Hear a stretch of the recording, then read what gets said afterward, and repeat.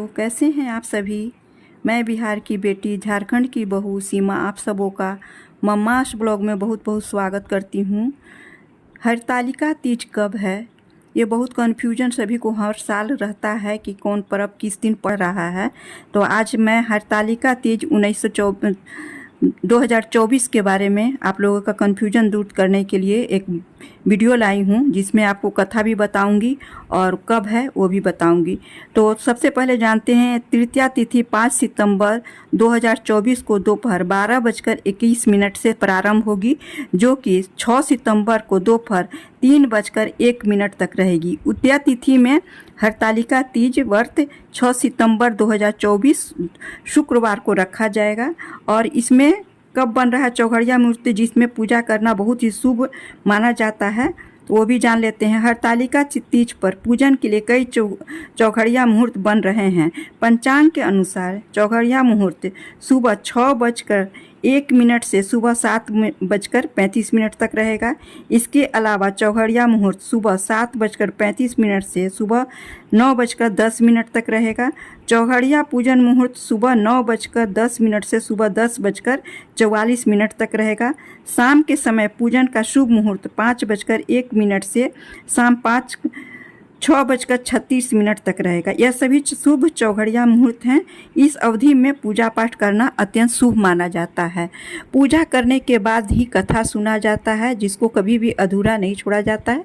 तो आइए मैं कथा आप लोगों के साथ शेयर करती हूँ। भूति जी कहते हैं, मंदार की माला में से जिन पार्वती जी का केश पास अलंकृत है, अरमुंडों की माला से जिन शिव जी की जटा अलंकृत है, जो पार्वती जी दिव्य वस्त्र धारण की हैं और जो शिव जी दिगंबर हैं, ऐसे शिव पार्वती जी तथा श्री शिव जी को प्रणाम करता हूँ। रमणी कैलाश पर्वत के शिखर पर बैठी हुई श्री पार्वती जी कहती हैं, हे महेश्वर, हमें कोई गुप्त व्रत या पूजन बताइए जो सब धर्मों से सरल हो, जिसमें परिश्रम भी न करना पड़े लेकिन फल अधिक मिले। हे नाथ, यदि आप मुझ पर प्रसन्न हो तो यह विधान बताइए। हे प्रभु, किस तप, व्रत या दान से आदि, मध्य और अंत रहित आप जैसे महाप्रभु हमको प्राप्त हुए हैं। शिव जी बोले, हे देवी सुनो, मैं तुमको एक व्रत जो मेरा सर्वस्व और छिपाने योग्य है, लेकिन तुम्हारे प्रेम के वशीभूत होकर मैं तुम्हें बतलाता हूँ। शिव जी ने कहा, भारतवर्ष में जैसे नक्षत्रों में चंद्रमा, ग्रहों में सूर्य, वर्णों में ब्राह्मण, देवताओं में विष्णु भगवान, नदियों में गंगा, पुराणों में महाभारत, वेदों में सामवेद, इंद्रियों में मन श्रेष्ठ है। सब पुराणों और वेदों के सर्विस से जिस तरह कहा गया, मैं तुम्हें एक प्राचीन व्रत बतलाता हूँ। एकाग्र मन से सुनो। जिस व्रत के प्रभाव से तुमने मेरा आधा आसन प्राप्त किया है, वह मैं तुमको बतलाऊंगा कि क्योंकि तुम मेरी प्रेसी हो। भाद्रपद मास में हस्त नक्षत्र से युक्त शुक्ल पक्ष की तृतीया तिथि को उसका अनुष्ठान करने मात्र से स्त्रियां सब पापों से मुक्त हो जाती हैं। हे देवी, तुमने आज से बहुत दिनों पहले हिमालय पर्वत पर इस व्रत को किया था, यह वृत्तांत मैं तुमसे कहूँगा। पार्वती ने पूछा, हे नाथ, मैंने क्यों ये व्रत किया था, यह सब आपके मुख से सुनना चाहती हूँ। उत्तर की ओर एक बड़ा रमणीक और पर्वतों में श्रेष्ठ हिमवान नामक पर्वत है। उसके आसपास तरह तरह की भूमियाँ हैं, तरह तरह के वृक्ष उस पर लगे हुए हैं। नाना प्रकार के पक्षी और अनेक प्रकार के पशु उस पर निवास करते हैं। वहाँ पहुंचकर गंधर्वों के साथ बहुत से देवता, सिद्ध, चारण, पक्षीगण सर्वदा प्रसन्न मन से विचरते हैं। वहाँ पर पहुंचकर गंधर्व गाते हैं, अप्सराएं नाचती हैं। उस पर्वत राज के कितने ही शिखर ऐसे हैं जिनमें स्फटिक, रत्न और विद्युमणि आदि की खानें भरी हुई हैं। यह पर्वत ऊंचा इतना अधिक है, मित्र के घर की तरह समझकर आकाश का स्पर्श किए रहता है।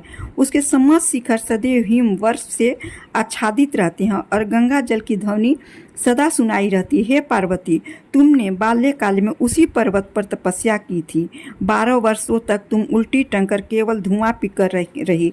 64 वर्षों तक सूखे पत्ते खाकर रही। माघ मास में तुम जल में बैठी रहती और बैसाख की दोपहरिया में पंचाग्नि तापती थी।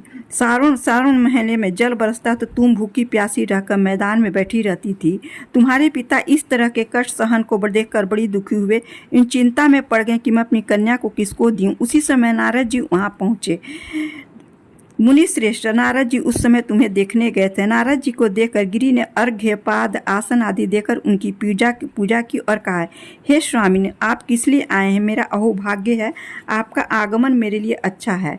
नारद जी ने कहा, हे पर्वतराज सुनो, मैं भगवान विष्णु का भेजा हुआ आपके पास आई हूँ। आपको चाहिए कि यह योग्य कन्या रत्न किसी योग्य वर को दे। भगवान विष्णु के समान योग्य वर ब्रह्मा, इंद्र और शिव इनमें से कोई नहीं, इसलिए मैं यही कहूँगा कि आप अपनी कन्या भगवान विष्णु को ही देवें। हिमवान ने कहा, भगवान विष्णु स्वयं मेरी कन्या ले रहे हैं, आप यह संदेश लेकर आए हैं तो मैं उन्हें अपनी कन्या दूंगा। हिमवान की इतनी बात सुनकर मुनिराज नारद आकाश में विलीन हो गए। वे पीताम्बर, शंख, चक्र और गदाधारी भगवान विष्णु के पास पहुँचे। वहाँ हाथ जोड़कर नारद जी ने भगवान विष्णु से कहा, हे देव सुनिए, मैंने आपका विवाह पक्का करा दिया। उधर हिमवान ने पार्वती के पास जाकर कहा कि हे पुत्री, मैंने तुम्हें भगवान विष्णु को दे डाली। तब पिता की बात सुनकर तुम बिना उत्तर दिए ही अपनी सखी के घर चली गई। वहीं जमीन पर पड़कर तुम बड़ी दुखी होती हुई विलाप करने लगी। तुमको इस प्रकार विलाप करती देखकर सखी बोली, तुम इतनी दुखी क्यों हो? इसका कारण बताओ। तुम्हारी जो कुछ इच्छा होगी मैं यथाशक्ति उसको पूरा करने की चेष्टा करूंगा, इसमें कोई संशय नहीं है। पार्वती जी बोली, मेरा जो कुछ अभिलाषा है उसे तुम प्रेम पूर्वक सुनो। मैं एकमात्र शिव जी को अपना पति बनाना चाहती हूँ, उसमें कुछ भी संशय नहीं है। मेरे इस विचार को पिताजी ने ठुकरा दिया है, इससे मैं अपने शरीर का त्याग करूंगी। पार्वती की इस बात को सुनकर सखियों ने कहा कि शरीर त्याग ना करो, चलो किसी ऐसे वन को चले जहाँ पिता को पता न लगे। ऐसी कर तुम वैसे वन में जा पहुंची। उधर तुम्हारे पिता घर घर तुम्हें खोजने लगे। दूतों द्वारा भी खबर लेने लगे, कौन देवता या किन्नर मेरी पुत्री को हर ले गया है। उन्हें मन ही मन कहा, मैं नारद जी के आगे प्रतिज्ञा कर चुका हूँ कि अपनी पुत्री भगवान विष्णु को दूंगा। ऐसा सोचते सोचते हिमवान मूर्छित हो गए। मूर्छित अवस्था को देखकर सब लोग हाहाकार करते दौड़ पड़े। जब होश हुआ तो सबने पूछने लगे कि भगीरथ, आप अपनी मूर्छा का कारण बताइए। हिमवान ने कहा, आप लोग मेरे दुख का कारण सुने। न मालूम कौन मेरी कन्या को हर ले गया है। ऐसा नहीं हुआ तो उसे किसी काले सांप ने काट लिया या सिंह खा गए होंगे। हाय हाय, मेरी बेटी कहाँ चली गई? किसी दुष्ट ने मेरी पुत्री को मार डाला। ऐसा कहकर वे वायु के झोंके से कांपते हुए वृक्ष के समान कांपने लगे। इसके बाद हिमवान तुम्हें वन वन खोजने लगे। वह वन में भी सिंह, भालू, हिंसक वन जंतुओं से बड़ा भयानक हो रहा था। तुम भी अपनी सखियों के साथ उस भयानक वन में चलती चलती एक ऐसी जगह जा पहुंची जहाँ एक नदी बह रही थी।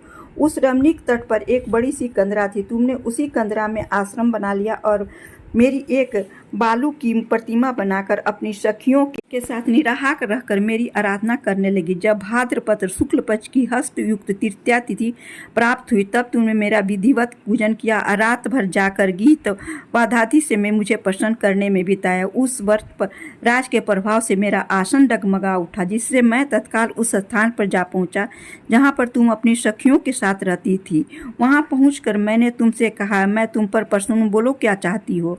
तुमने कहा, मेरे देवता, यदि आप मेरे ऊपर प्रसन्न हैं तो मेरे पति बने।